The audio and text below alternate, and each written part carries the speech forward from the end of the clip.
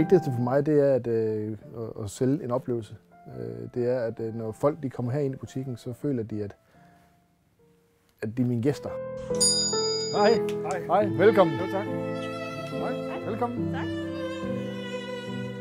Vi startede i det små. Vi startede med netsalg. Og stoppede netsalget for at lave en butik, som folk kunne komme ind i. Som folk kunne komme ind og røre ved og få historier med.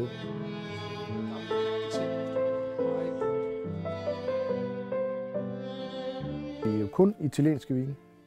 Vi får vin fra hele Italien, fra nord, syd, øst og vest, som er af den højeste kvalitet.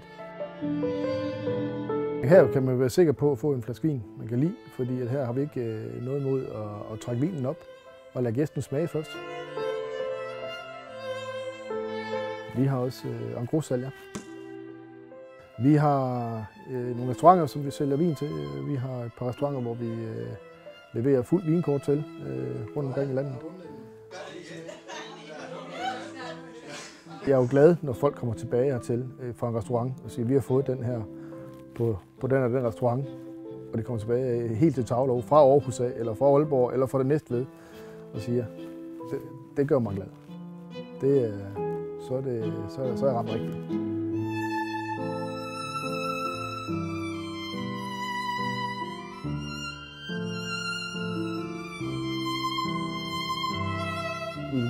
Vi står på hovedet for os kunder, og folk skal kunne mærke, at vi er her.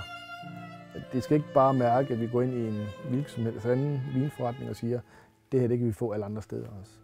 For det kan de ikke.